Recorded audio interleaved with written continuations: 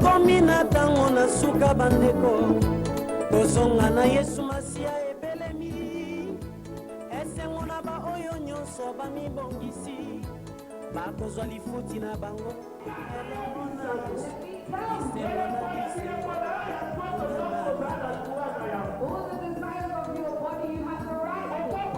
Tokomi na ntango na suka maloba Yesu alobaka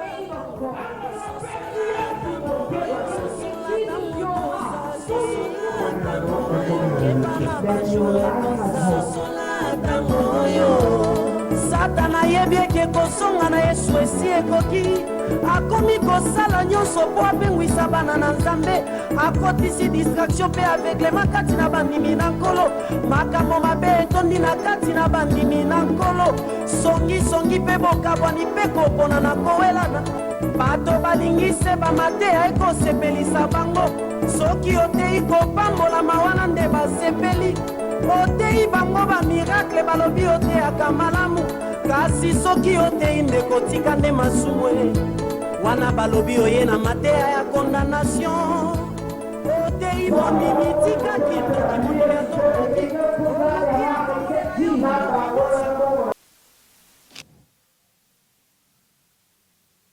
mpokwa malamu epai na bandeko bazwili bako ya kozala elongo na biso. Good evening to those who are privileged to be with us.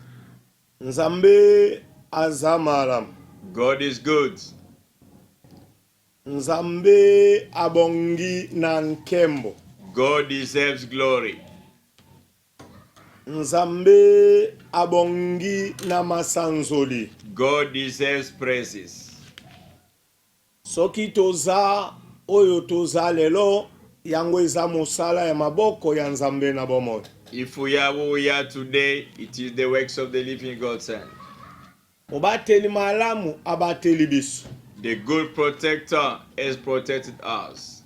Mobateli malamu asali biso faveur tozala oyo toza lelo. The good shepherd has allowed us to be who we are today. Mobateli malamu apesi biso pema na bomoi. The good protector has given us the breath of life. Nalolenge mosusu nakoki koloba bo. In another way I could say, kozala na bomoi yango eza likabo ya Nzambe na bomoi. being alive is a gift of the living God. Oui, eza mosala ya maboko ya Nzambe. It is the works of the hands of God. Voilà pourquoi toza ko vivre te pona makasi na biso to pona boyenge beni na biso. That's why we are not living by our own strength or our own goodness. Mais toza ko vivre pona ngolu ya Nzambe. We are living by the grace of God. Tika nkembo lokumu masanzoli ezonga na mboka na ye na boli. May glory, honor, praises return to your holy city. Benga ndeko na yo. Call your neighbor or sibling. Loba na yete mongongo na mongangi kati na lisobe alingi kokabola bolam. Tell them the voice of the screamer, the wilderness is about to share the goodness of God. Oui. Yes. Tika na pesa communiquer. Let us go for announcements. Le 25 octobre toza na veille de prière. We have got a night vigil on the 25th of October. Veillez ebandaka 22h à 5h du matin. It will start from 10 p.m. all the way to 5 a.m. Oui. Yes. Esika ozwami. Wherever you might be. Yaka kobondela na biso na adresse oyo eza liboso na bitando na yo. Totelema liboso na Nzambe. E butu moko Nzambe akochange makambo ya vie na yo. Come and take part in the address that is below your screen. Come and spend the night and God will change your circumstances. Oui, le 25. It is on the 25th. Eza vendredi. It is Friday. E communiqué ya mibale ezali ete basali nyonso toza na réunion lobby. The second announcement, all the servants or leaders have got a meeting tomorrow. Na 14h na KLM. 2 p.m. at King Life Ministry Hall. mosali nyonso aza na devoir ya kozala na réunion. All servants are bound to be in that meeting. Communiqué ya misato. The third announcement. ezali ete chaque vendredi tozalaka awa de 20h à 21h. Every Friday we are live here from 8 to 9 p.m. sokoza na box ya Sky landa biso na 589 okolanda biso lolenge toza kosakola sango malamu. We are live on Sky Box channel 589. Et chaque lundi pe mercredi toza na RMTV eza chaîne oyo nkolo apesa biso tosakola kasango malamu. Every Monday and Wednesday from 7 to 8 p.m. we have got a channel God gave us so that we can spread the gospel. Oui. Yes. Oza na box ya Sepela TV. If you have got Sepela TV box, De 19h à 20h chaque lundi pe mercredi landa biso na numéro 128. if you have got Sepela Box TV, you can follow us live on channel 128 every Monday, Wednesday, 7 to 8 p.m. Oui, na numéro 128. The channel is 128. Yango nde esengeli olanda biso. This is where you need to follow us live. Oyo ezalaki communiqué. This was time for the announcement. Tika totanga Biblia tokabola bomengo. Oyo ekoumela seko epai na bana na bato. Let us read the Bible to distribute what will be everlasting to people's life. Mokanda ya Matthieu, The book of Matthew, chapitre 26, verset 40 à 41. Matthew 26, verse 40 to 42. Oui, awande sika tokokabola bolam. This is where we're gonna distribute the goodness of God. Totangi na kombo na Yesu. We read in the name of Jesus. Yesu ayei epai na bayekoli na ye mpe amoni bango na mpongi. Alobi na Petelo ete bongo boyebaki kokengela na ngai kino ntango moko te. 41.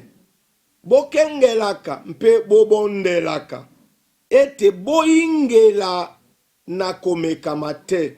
Molimo aza na mposa nde nzoto aza na bolembu. A partir ya 40. 40. Then he came to the disciples and found them sleeping and said to Peter, "What? Could you not watch with me 1 hour? Watch and pray, lest you enter into temptation. The spirit indeed is willing, but the flesh is weak." Tikato bondel. We may pray now. Nzambe na nkemu. Glorious Lord God, Okonzi na mawa nzambe ya ngolu. the King of mercy, the God of grace. Nzambe otonda na boboto. You are full of loving kindness. Mawa na yo ekoumelaka epai na bato yo lingi. Your mercy will endure in the people that you love. Tomikabi na maboko na yo. We surrender ourselves into your hands. Ntina ete ngolu na yo ezingela biso molimo na yo asala mosala. For your grace to surrender us and your spirit to be functional. Nazui autorité likolo na satana oyo akonfesaka kombo na yo te amfase na biso. I take authority over Satan that does confess your name which is in our front. Okonzi na nkembo. The King of glory. Tika molimo na yo aloba atimola bozindo na yo epai na bana na bato. May your spirit speak and dig deep to your people. Merci tata. Thank you, Father, Tomikabi na maboko no yo kamba biso. as we surrender ourselves into you so that you can lead and guide Na us. kombo ya Yesu Kristo ya Nazareth. In Jesus Christ's name of Nazareth, Nzambe na bomoy. the living God. Amen. Amen. Bamama batata bilenge baye bazwili bakuya kozala elongo na biso. Mpokwa tontongo bisika bozwami. Mothers, fathers, youth who are connected either this morning or evening, depending where you are. Tutinda mipokwa ya lelo pona kokabola bomengo bolamu oye koumela seko epai na bana na bato. We have been sent now to distribute the goodness that will be everlasting in people's life. Bolamu yango elobi nini? What is that goodness saying? Litomba ya kobondela. The importance of prayer. litomba The essence. litomba ya kobondela The importance of prayer. yango eza très important. This is very, very important. Litomba ya kobondela na bomoi ya moto. The importance of praying in someone's life. Soki moto ayebi litomba na yango, If someone have understood the importance of it, bomoi ya moto ekopema na kimia. your life will rest. Bomoi ya moto ekozala na kimia. The life will be at a resting time. Totindami kolobela l'importance de la prière. We have been sent to speak about the importance of prayer. Bomoi ya moto eza ko nécessité mabondeli. The life of person does need prayer. Litomba ya mabondeli na bomoi ya mwana na nzambe. The importance of prayer in the life of a child of God. Bona nini nkolo atindi biso tolamusa bo baza kolala. Why God have sent us to awaken those who are sleeping. Bona nini nkolo atindi biso toyebisa bo bakoti na distraction.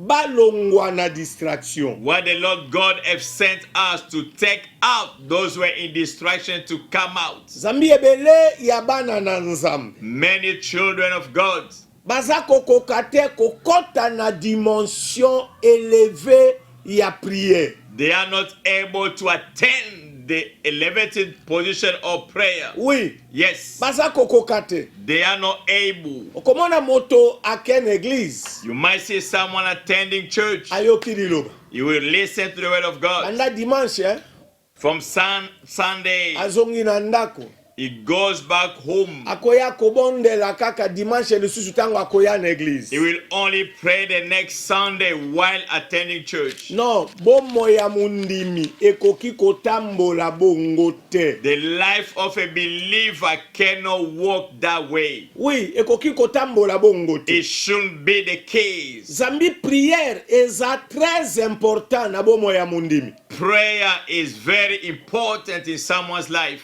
Kokila pe kobondela.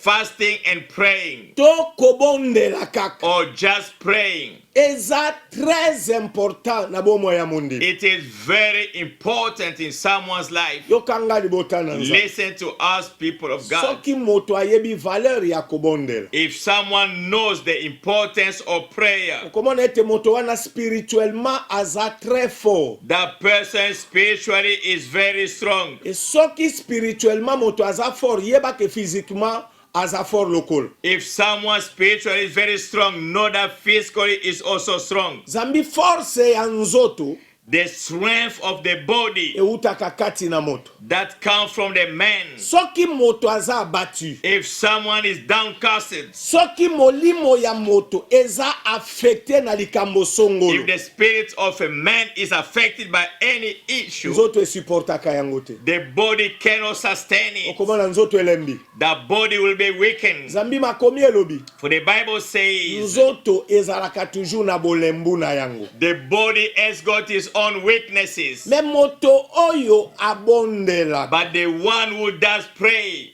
Amena ye spirituellement aza très fort. spiritually speaking, is very strong. E makambo nyonso ekoya physiquement akomona yango eloko te po kati na ye aza fort. Anything that will come physically will be belittled because in him is very strong. Très important. Very important. Soki bato bayebi yango, If people are aware of that, bato bakomitungisa te. people will not worry anymore. Pourquoi Yesu atindi biso toyebisa libota na Nzambe likolo na kobondela? Why the Lord God sent us to speak about prayer to people of God. Kambo ya liboso oyeba ete Yesu aza modele unique. Firstly, you need to understand Jesus Christ is the sole and unique role model. Nakoki kobalola boy. I can't transform it. Nzambe God atinda Yesu po alakisa biso modele ya bandimi bakoki ko vivre na se na moitoza God sent Jesus Christ to be an example of a model of how we can live our life here. Zambi planète toza.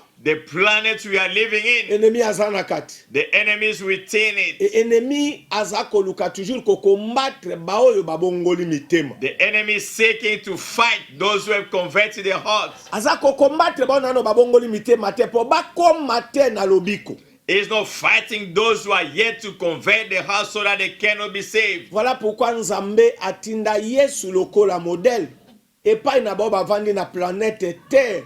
Bayeba comment bakoki ko faire face à un ennemi. That's why God sent Jesus Christ for us. We are living a planet Earth. How we can fight against the enemy. Moto nyonso yaza na mposa ya kokende na paradis. Anyone who is willing to go into paradise. Moto nyonso yaza na mposa ya komona biyano na Nzambe. All those who are seeking the reply of God. Moto nyonso yaza na mposa ya komona nkembo ya All Nzambe. those who desire the glory of God. Moto nyonso yaza na mposa ya vie ya victoire na vie na ye. Or those who like to lead a victorious life. Oza na devoir ya koyeba nzela nini victoire yaka na vie na moto. You have got the duty to understand how will victory come to your life. Okolonga na nzela ya kobondela. You are going to overcome by prayer. Okolonga na nzela ya kokila. You are going to conquer by fasting. Et okotelemela ennemi akokoka te ko déboulonner yo liboso na trône na You will Nzambe. stand against the enemy. He won't be able to unwind you before God. Zambi bato na bomo itoza na devoir ya koyeba ke toza en pleine bataille. As a living being, we must understand we are in the battlefield.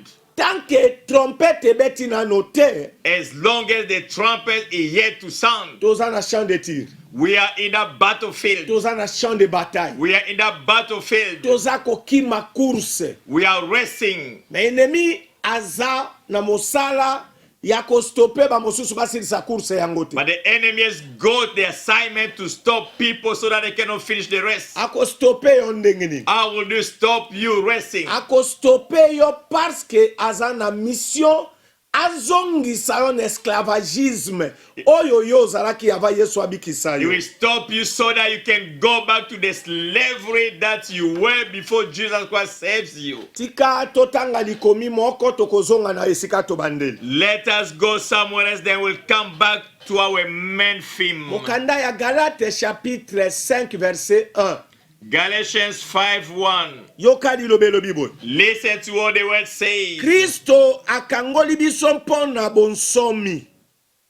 Bongo botelema ngwi mpe boyingela lisusu kati na ekangeli na bombo te. The Bible says in the book of Galatians 5:1, it is for free. Stand fast, therefore the liberty by Christ has made us free. Simana moto kobongola motema. After someone converting his heart, Simana moto kokaba bomo inaye na maboko na after Nzambe. surrendering your life into God's hands, Oza na devoir ya koyeba ete Yesu asikola yo alongisa yo na bonsomi. you must understand Jesus has made you free from all bondage. Tozalaki bakangami. We were entangled. Yesu arendre biso libre. Jesus has made us free. Apesi biso bonsomi. He gave us that righteousness. Oui, alobi esengeli totelema ngui. We must stand steadfast. Soki totelemi ngui te, If we are not steadfast, tokozonga na bombo wana. we are going to go into that bondage. Parce que ennemi azako travailler nuit et jour po akoba ko mema biso na esclavagisme tozalaki na yango. Because the enemy is working day and night so that he can bring us back to the slavery that we were in. Litomba ya kobondela. The importance of prayer, Très important. very important. Nakoki kobalola boy. Let me reverse it. Comment moto akoki kotelema ngui? How could you be steadfast? Moto akotelema ngui na nzela ya mabondeli. You can only stand firm by prayer. Moto ya bondelaka A prayerful man or woman asopozaka na Satan. will oppose against Satan. Yokanga. Listen to us. Okosopose na ye kaka na nzela ya mabondeli. You can only stand against him by prayer. Kobondela. Prayer. Mundimi. Believer, Oza na devoir ya koyeba ete kobondela eza pema mpo na ame ya moto. You must understand prayer is the breath of your life. Nalingi natimola yango. Let me dig it. Soki nzoto naza na yango, If the body that I do have eza kovivre parce que naza korespirer. is living because I've got the ability to breathe, Ame ya moto evivaka a cause ya mabondeli. the soul of a man will live by prayer. Mabondeli Prayers. yango nde pesaka force na vie ya moto. This will give strength in someone's life. Voilà pourquoi tolobi ete toza na bataille oyo nano trompette beti te, toza na devoir ya kotelema ngwili boso na nzambe na bongo. That's why we said before the trumpet will sound, we're in the battlefield, we need to stand firm.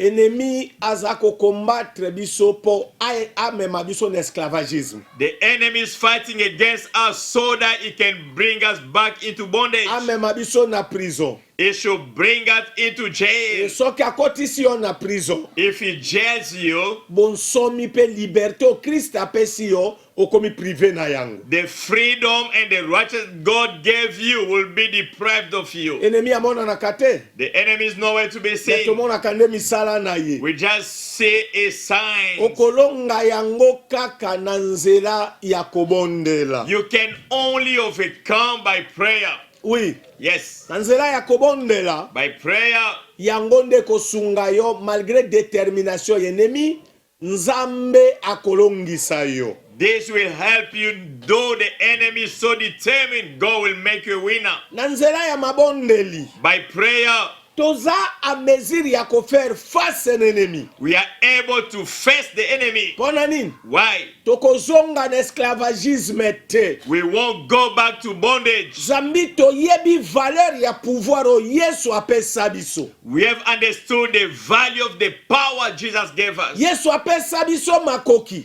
Jesus gave us the ability. Yesu apesa biso pouvoir. Jesus gave us the power. Le pouvoir wana tuutilizaka yango na nzela ya mabondeli. But that power can only be used by prayer. Tika na pesa exemple. Let me illustrate. Moto akoki kozala malade. You might be sick. Naza na pouvoir o Christ apesanga. I've got the power Christ gave me. Molimo mosanto azakati nanga. The Holy Ghost is in me. Soki natie liloba na mabondeli na kombo na Yesu, nguya wane kosala mosala pona kobikisa. If I put the word of God in practice, that power will heal that person. Soki otelemi kobondela, If you stand and pray, oko faire face na barize ennemi. you are going to face to all the plan of the enemy. Oko faire face na barize ya diable. You are going to destroy the plans of the devil. Nzambe akolongisa yo. And God will make you a conqueror. Kobondela Prayer. eza ko se mettre en contact na Nzambe na bomo. It is to be in contact with the living God. Nakoki kotimola boy. Let me dig. Moto ya bondelaka The one who does pray amenaka vi na ye na trone ya Nzambe. will take his life under the throne of God. Kobondela Prayer. moto nyonso ya bondelaka Anyone who prays, nakoki kobalola yango na lolenge I can mosusu. transform in another way. Moto wana That very person ase soumetaka na autorité ya Nzambe na bomoi. will submit himself under the authority of the living God. Moto ya aza soumis na autorité ya Nzambe. The one who is submitting under the authority of God. Moto ya yebi kokimela epai na Nzambe. The one who knows how to run to God. Ennemi aza na pouvoir likolo na ye The te. enemy has got no power over him. Libota na Nzambe. People of God, Okomona moto azalaki fort lelo. you can see someone being strong today. Okomona lobi alembi. Tomorrow he will be weakened. Elako nini ezolembisa What yo? is making him weak? Parce que oyebi valeur ya kobondela te. Because you do not know the value of prayer. Yesu aza modèle. Jesus is a model. Yesu amena vi na mokili te kaka vi ya kimia. Jesus didn't go in this life just on a peaceful mission. Non, tanga Bible. Read the Bible. Combien azalaka attaqué? How many times he was attacked? Ye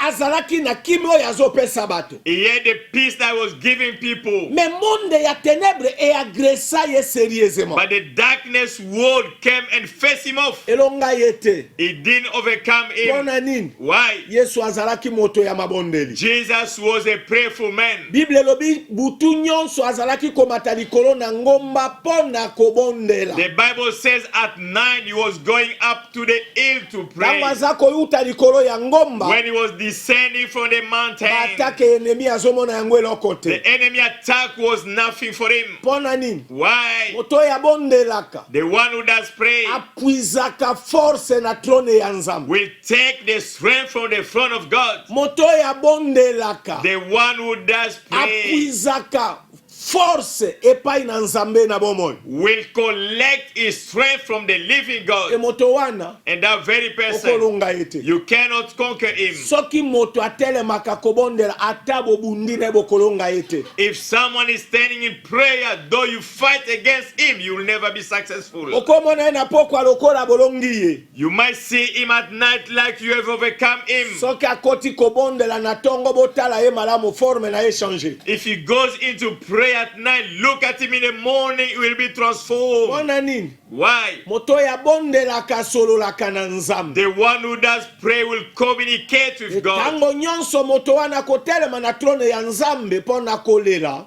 All the time that person go to the front of God to cry, Nzambe akopesa force. God will give him that strength. Nzambe akopesa puissance. God will give him that might Ya kuafronte makambo nyonso enemi akoyana to yango. face off anything the enemy will launch at him. Libota na nzambe oza na devoir ya koyeba valeur ya mabonde. People of God, you need to know the significance of prayer. Nzela ya kobondela. By prayer, Nde longa ezali. there is victory. Okoki koloba te koza mundimi alors kobondelaka te. You cannot claim that you are a believer though you don't pray. Soki enemi atelemi kobunda na yo, akolonga yo. If the enemy stand and fight against you, you'll be successful. Yesu nda revela yango. Jesus revealed it. Me moto ya bondelaka. But the one who does pray, Enemi akosala feti na tonga na poko akomona ke moto wana zui force ya sika. the enemy can feast at night. By the morning, that person will be invigorated. Tango nyonso moto wana kokende na trone ya All the nzambe. time that person go to the throne of God, Makambo eko changer. things will change. Mati eko changer. The match will change. Kolele eko changer. There will be no more crying. Tristesse ekolongwa na vie ya moto There will wana. be no more sadness that person life. Moto wana kosela mante lisusu That te. person will not mumble anymore Parce que ayebi valeur ya because he kobondela. knows the significance of prayer. Kobondela. Prayer, Eza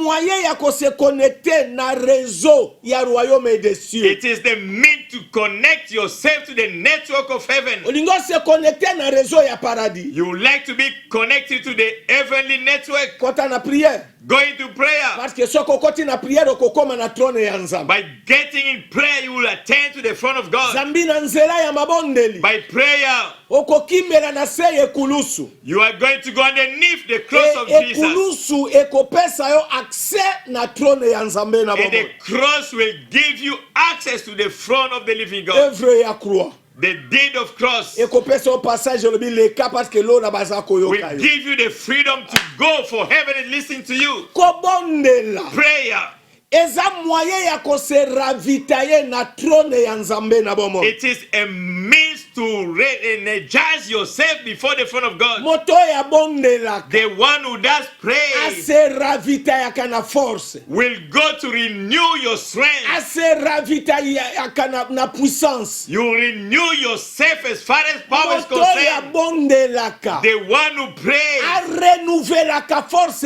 tous les minutes et tous les will secondes. renew his strength on a minute and second basis. Moto wana enemi jamais akotikala kolonga vie ya moto That wana. person, the enemy, cannot be successful. Nalingi nalimbola bo. Let me explain. Elingi koloba te ke enemi akobundisa yo It te. doesn't mean that the enemy won't fight against Enemi you. akoya. The enemy will come. Me akolonga te parce que akokuta nguya ya mabondeli eza kati na You yo. won't be successful because you will find the power of prayer in you. Tango nyonso moto abondelaka. All the time you pray, Ase ravitayaka. he will renew himself. Ase ravitayaka na He nguya. will re-energize himself. Moto wana That very person, okobunda na ye te. you cannot fight against him. Na konseyaka bato. I do advise people, Soki omoni moto aza na vie de prière. if you see a prayerful man, Botika.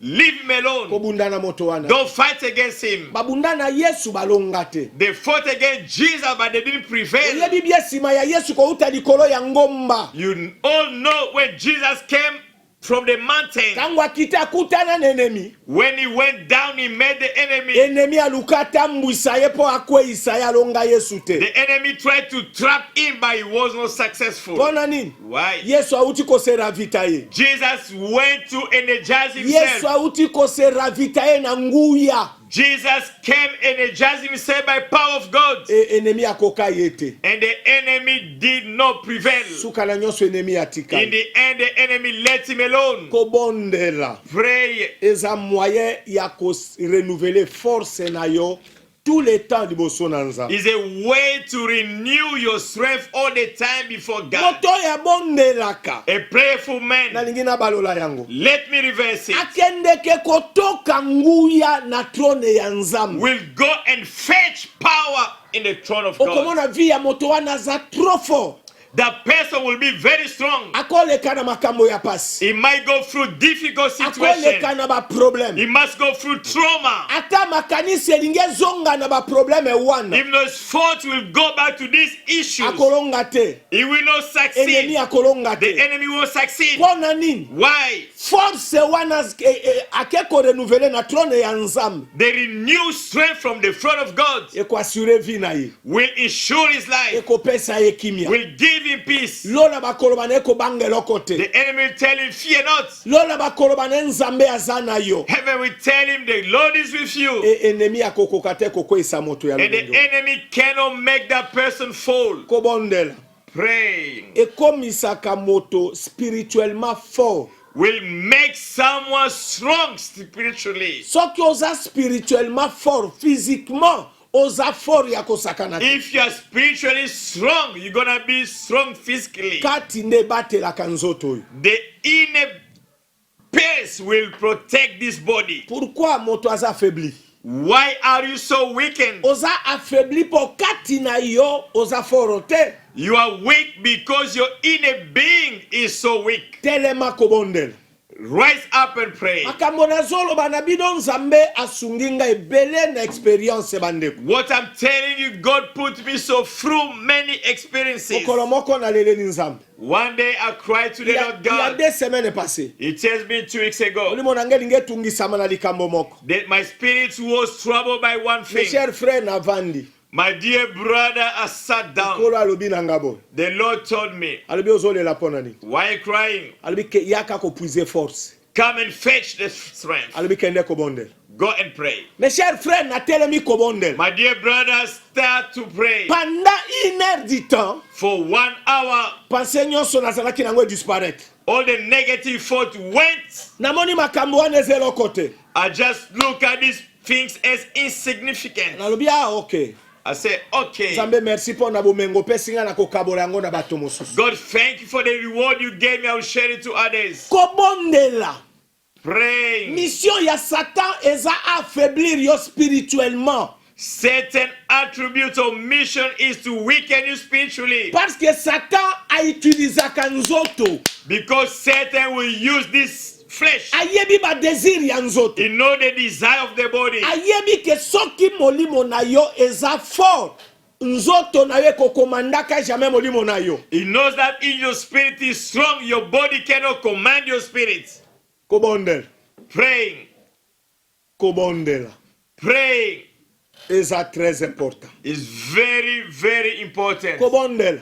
Praying Ime makangolu ya nzambe na vie ya moto. will bring the grace of God in someone's life. Undimi oza na devoir ya koyeba valeur ya kobondela. As a believer, you must understand the importance of prayer. Sima na okobongola motema, After you convert in your heart, yeba kokomi mwinda kati na mokili. know that you have become the light of the world. Yo mi yebite. You do not know Me yourself. monde ya ténèbre mona kake moto ya bongoli motema, molimo mosanto aye kati na moto. But the darkness will know that that person converts his heart, the Holy Spirit is upon this Moto ya person. komi peto akozi ya makila ya Yesu. That person become pure for the blood of Jesus. Ata moye ezongala.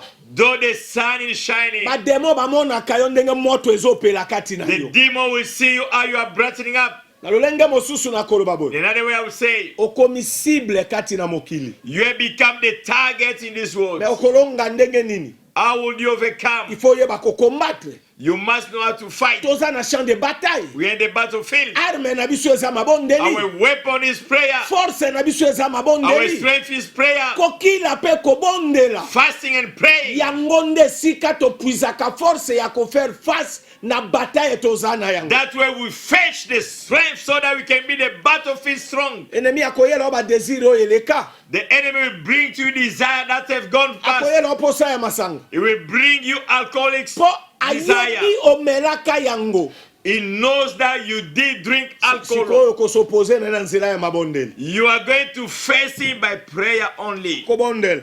Prayer Ememaka mawa ya nzambe na vi ya moto. will bring the mercy of God in your life. Ata kanda ya nzambe ezalaki likolo na yo. Though the wrath of God was upon you, Soki oyebi valeur ya kobondela. if you know the preponderance of Ngolu prayer, ya nzambe kofuluka na vi na the yo. grace of God will abandon you. Zambi tango nyonso moto abondelaka. All the time that a man will pray, Ozalaka liboso ya trone ya nzambe na bomoi. you are before the throne of the living God. Emoko te oyo akende na trone ya nzambe azongaka maboko pamba. And no one has ever gone to the throne of God and come empty-handed. Nzambe aza misericordie. God is so merciful. Nzambe atonda na boboto. God is full of loving Mawa ya kindness. nzambe eza ya kofuluka. The mercy of God is in fullness. Soki moto adeside koluka nzambe na nzela ya mabondeli. If someone decides to seek God by prayer, Okokutana na ngolu ya nzambe. you will meet the grace of God. Okokutana na mawa ya You nzambe. will meet the mercy of God. Okokutana na boboto ya You will nzambe. meet the loving kindness of Pe God. nzambe akochange situation na And yo. God will change your circumstances. Exemple eza ya moto moko babengaki Ezekias. There is an example of someone called Na Ezekiah. nzela ya mabondeli. By prayer,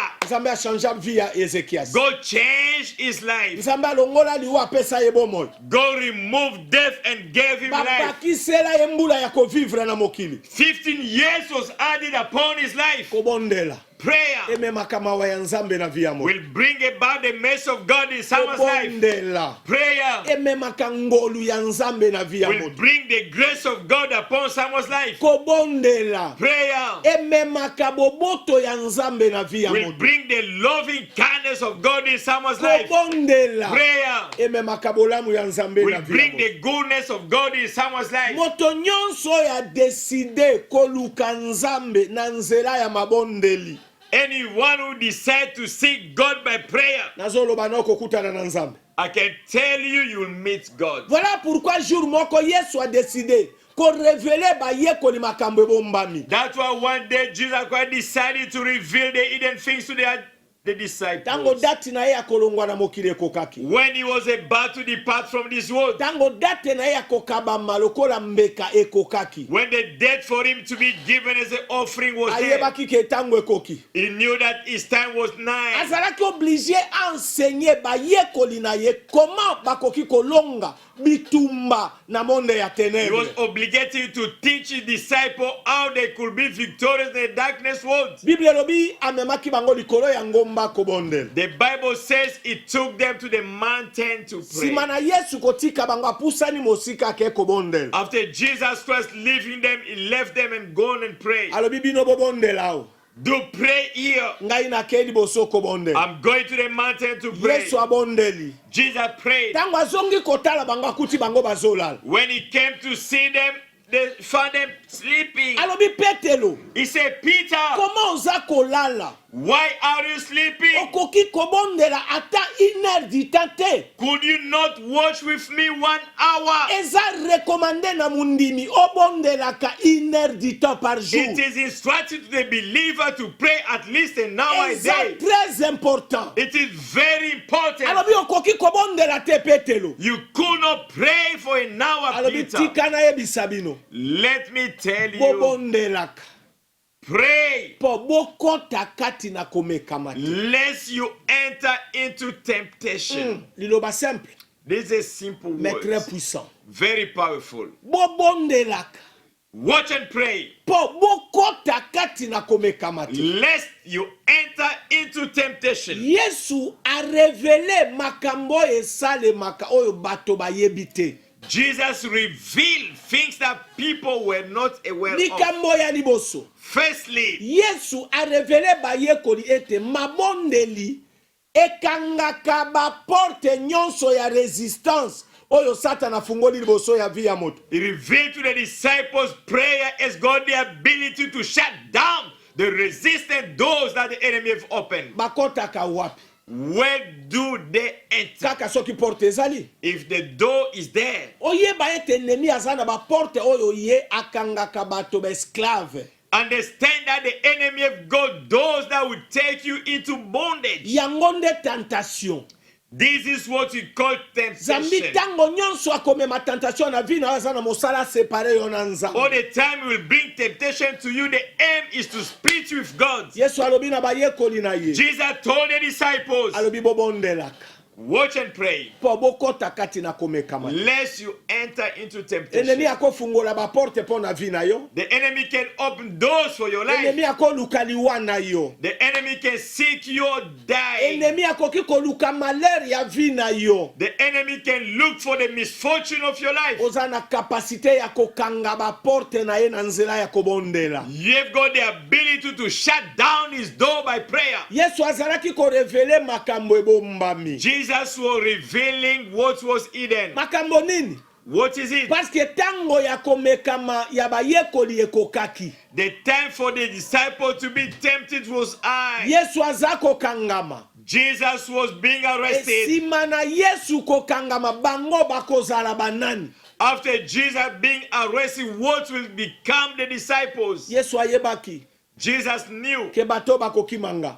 these people will run away from Bato me. bakopengwa. They are going to be diverted. Tango makambo ekoya ndongo bakobendana. When things will deteriorate, they will backtrack. Bakosundolanga. They are going to abandon me. Mais po basundolanga te sengeli batelema kobondela bakofranchir étape ya épreuve tentation ezali boso na bango. For them not to forsake me, I need to teach them how to pray that they will not face temptation. Mabondeli Prayer ebukaka ba barrière nyonso satati akaliboso na will moto. break all the barriers Satan will put ahead of you. Mabondeli Prayers ebukaka mitambo nyonso enemi atiaka liboso ya moto. will break all the traps the enemy will put before you. Yesu arevele yango libota na nzambe. Jesus revealed it, people of Alobi God. bobondelaka, He said, watch and pray. bokengelaka, Watch pe bobondela, and pray. bokengela. Watch. Amen na bino ezala éveillé. May your soul be awakened. Amen na bino elala te. May your soul don't sleep. Azoloba kokengela ya nzoto oyo te. He's not saying by being watchful about this Nzoto eza na flesh. besoin elala.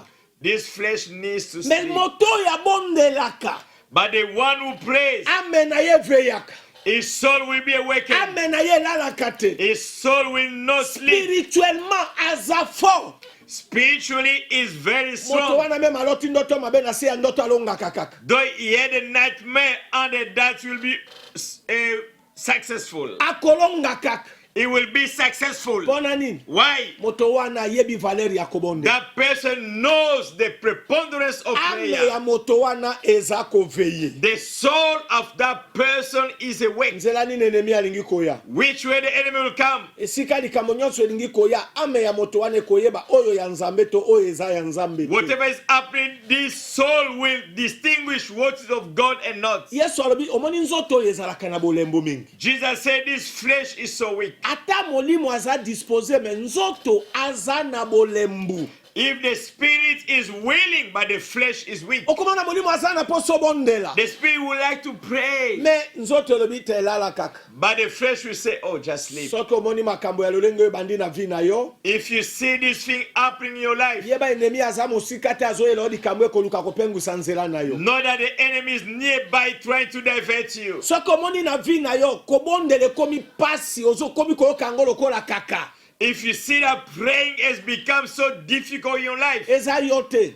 it is not you. Enemi apesi yo bolembu po alingi afrape na nzela na yo. The enemy has given you that heaviness because he's going to slap you very soon. Afungoli porte eza liboso na He yo. has opened a door before Tango you. Yesu azoloba na bayekoli na ye. When Jesus was speaking to the disciples, Bayebaka tina te. they didn't know the meaning of Yesu that. azomona makambo bango bazomona te. Jesus was seeing things that they were not able to Alobi see. bobondelaka. He said, watch and pray. Alobi bobondelaka. He says, pray. alobi bobondelaka He said, pray, po bokota te kati na komekama. lest you enter into temptation. Komekama Temptation emprisonaka vie ya moto. will jail someone's life. Komekama Temptation ezongisaka moto na esclavagisme. will backtrack you into bondage. Yango plan ennemi asalaka mpo na bayekoli azongisa bango na mokili. This was the plan of the enemy for the disciples to go back to the world. Tango bakanga Yesu, When Jesus was arrested, moto te atelema. no one stood. Bato nyonso bawangana ye. Everybody just abandoned Meme him. Petelo akoka te koresiste awangana alobi na yebi yete. Even Peter didn't resist. He denied Jesus, saying, I do not know Bayanganaka him. Yesu tango nini? When do you deny Jesus? Tango ndimi ko exécuter ba ordre ya Satan. When you are willing to execute the orders of Satan. Tango okoti na porte oyo Satan afungoli o éveiller conscience na yote esilo wangani nzambe. When you let yourself in the door Satan is open, you are going to deny God. Tango bawangana Yesu When Jesus was denied, de tango ba perda nzambe. that's when they lost God. Me nzambe But God, oyo atonda na mawu full of mercy, asunga bango, did help them. asungaka bango. He helped them. Pona nini? Why? Sima ya Yesu kokufa, After Jesus' death, Bible elobi bazalaka na chambre haute kobondela. the Bible says they were in the upper room praying. Kuna nde sika bazwa ngolu ya nzambe. That where they received the grace of God, Bazalaka na chambre haute kobondela. they were in the upper room praying. E kuna nde sika faveur ya nzambe kula likolo na bango. They were the grace of God flew in them. Kuna nde sika bazwa bolimbisi. That where they received forgiveness. Kuna nde sika nzambe abosana kowangana na bango. That where God is forgetting the denial. Kobondela, Prayer, kobondela. prayer Eme makamawa ya nzambe na via will moto. bring about the mercy of God in your Nayebi life. te oza affaibli na likambo nini. I do not know what has weakened you. Nzoto na yo molimo na yo eza affaibli. Your body as well as your spirit is very weak. Makambo e affecte foi na yo. Things have affected your faith Parce que oza forte na kobondela. because you are not strong Tika spiritually. pokwa ya lelo ozwa 1 heure du temps chaque jour kobondela. May you spend an hour praying. Nalingi nayebisa ndeko moko. I would like to tell one beloved, Ennemi azosala na biso blague te. the enemy is not joking with Non, us. non. No. Toza na champ ya bataille. We are in the battlefield. Bible elobi aza korode. The Bible says is wandering, Azoluka nani akodevore. seeking who to devour. Okolonga ye You're gonna overcome kaka na mabondeli. just by prayer. Kaka na mabondeli. Just by prayer. Kaka na Only mabondeli. by prayer. Na nzela ya mabondeli. By prayer. Ata lingaki affaiblir yo. Though you want to weaken you, Soki okomi na trone ya nzambe. if you reach God's throne, Bapompe yo lokola pine ya motuka. you have been pumped like a tire. Ata ozalaki affaibli otelemi. Though you were weak, you're gonna stand up. Makambo ayaki na yango komona yango keze eloko te. Things that he brought will become so insignificant. Ata ozangaki. Though you were lacking, Nzambe akopesa assurance ke benediction na yo eza koya God liboso will na. give you the confidence that your blessing is ahead of you. Kobondela. Prayer Epesaka force na ame ya moto. will give strength in someone's soul. Kobondela. Prayer, Ekomisaka bomo ya moto fort liboso ya ennemi. it will make someone strong before the enemy. Kobondela. Praying Epesaka moto autorité liboso ya Satan. will give you authority before Satan. Kobondela. Praying Ebrizaka ba mitambo nyonso ya Satan. will break all the traps of the enemy Satan. Bakoti mola mabulu po na yo. They can dig well for you, Po bakunda yo. for you to be buried. Lokolo bondela kamabulu wana bango moko bakozinda na kati. As you are praying, this well will serve for them. Bandimi ya Yesu. Believe of Jesus. Toza destiné ya kokota na paradis. We are destined to enter into Mais paradise. toza na champ de bataille. We are in the battlefield. Toza koze la trompette ebeta. We are waiting for the trumpet to sound. Yesu asikoli biso na bombo asali biso bansomi. Jesus Christ redeemed us from bondage, has made us saints. Alongoli biso na He esclavagisme. took us from bondage, Esclavagisme ya masumu. bondage of sins, Esclavagisme ya kosalela Satan. bondage of serving Satan, Esclavagisme ya kose soumettre na autorité ya diable. bondage of being submitted to the authority of Satan. Yesu na nzela ya makila na ye adelivre biso. Jesus by his blood has set us free. Asali biso bansomi. He has made us redeemed, alobi esengeli kobondela we need to pray po ozonga lisusu na esclavagisme for you not to go back into bondage, ozonga na esclavagisme for you te. not to go back into that slavery. alobi bobondelaka Pray. kotika te kobondela Don't cease praying. kotika te kobondela Don't abandon praying. kobondela Praying, eza moto oyo aza kobeta misile butu na moi na monde yenemi it's like you are launching missile to the camp of the enemy on a daily ntango oza basis. kobondela When you are praying, oza na champ de you're in the bataille battlefield. masasi eza kobeta There will bullets coming out na kombo na in the yesu name of Jesus. oyo nyonso etelemaki liboso na nzambe Whatever was akodetruire stationary before you go, we destroy it. mpo oyebi kozwa bondoki na yo oyeba kotire. You need to know how to take your weapon and launch bullets. Voilà pourquoi yesu aye alobi bobondelaka That's why Jesus Christ came and said, watch and pray. bobondelaka Pray. soki otangi bible If you read the Bible, okomona ete bayekoli batunaki yesu the disciples did ask Jesus, alobi me koma bayekoli ya jean bakilaka mpe babondelaka me biso tokilaka te how could the disciple of John are praying and fasting? How come we don't yesu fast? alobaki na bango boye Jesus told them, alobi boza kokila te mpo mobali ya libala aza elongo na bino you are not fasting because the bride is with you. me mikolo eza koya But in days to come, ntango mwana mobali ya libala kolongwa na bino when the bride will be not with you anymore, ntango mobali ya libala kotika bino when he will abandon you, alobi vi bozomene yango bokomene yango the life you are living will be such. kobondela Pray elongisaka moto will make you overcome. kobondela Pray ememaka kimia na vi ya will moto bring the peace of God in your life. kobondela Prayer esalaka moto azala fort liboso ya will enemi cause someone to be strong before the enemy. kobondela Prayer ememaka pe oyo moto akoki kopesa te na vi na will yo bring peace that no man can give in your life. mabondeli Prayers, eza na kapasite ya koreduire makambo minene esala yango ekoma moke yes, God, the ability to reduce great things to become so little. moto oyo ayebi kobondela The one who knows how to pray, ata makambo eza minene it doesn't matter how cumbersome the Amona things kangwelo were, kote. it will just belittle it. ayebi ete soki nake na trone elola bakoreduire yango na Knowing nia that if I go to front, heaven will nullify it. mabondeli Prayers, eza lokola side it's like acid. oyo soki osopi yango esika makambo ezali ekobeba kaka If you pour out where things will be destroyed, ekodetruire nyonso it will destroy everything. kobondela Praying eza baarme nucléaire is a nuclear weapon. eza sophistiqué It's so mabondeli sophisticated. eza odela ya baarme oyo bato bazosala na It is mokili beyond all the missiles that you can think of. tika nayebisa Let ndeko me moko. tell one beloved, enemi abangaka kaka moto oyo abondelaka the enemy will be afraid of the only one who prays. soki oza moto ya mabondeli If you are someone who prays, sala experience meme na famille soki boza na ndoki boza na ndako moko make an experience in a family. If not, you're going which in the same house. soki obondelaka If you do pray, moto wana akokoka kosantiri yo te the enemy won't support you. akoluka na butu akozwa yo He will te try to look for you at night. You will not okomona success. akobanda sikoyo koswanisa yo na moi mpo akotisa yo na motambo He will argue with you on a daily basis so that he can make you that trap. kobondela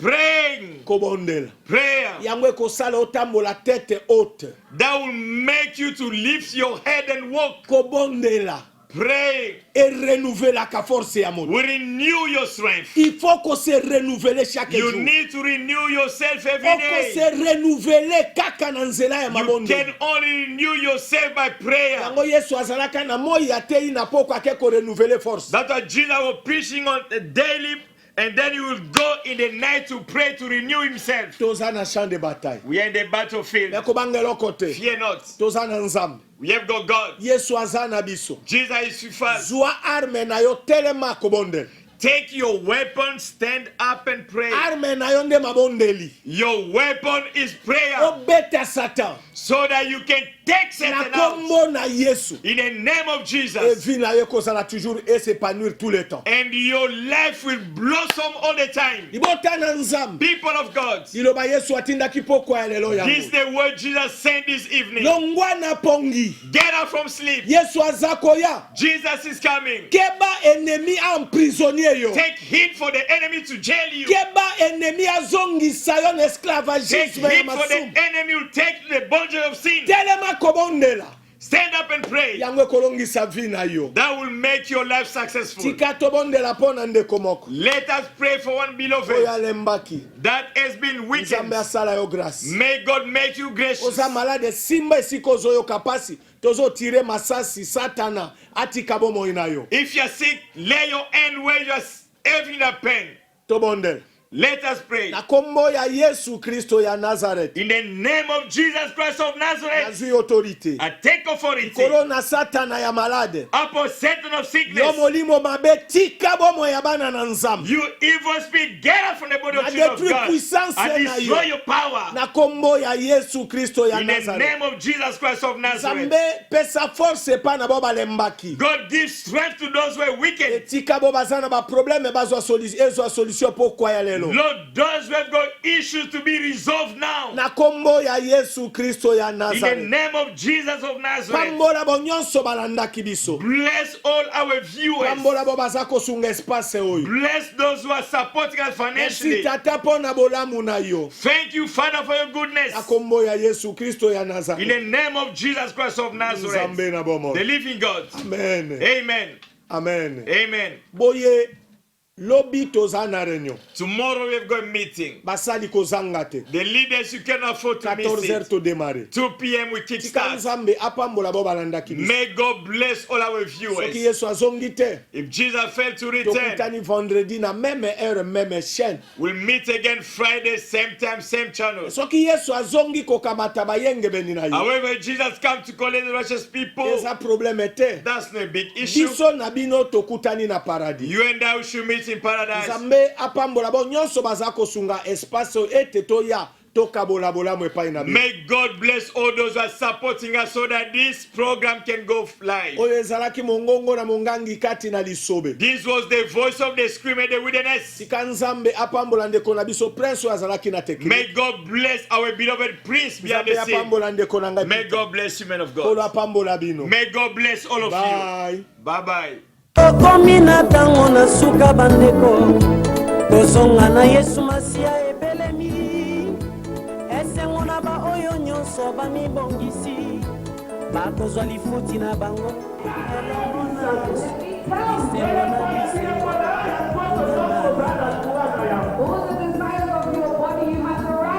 tokomi na ntango na suka bandeko maloba Yesu alobaka oyo nyonso basambelaka ekozala mpasi mpe kolela ekosala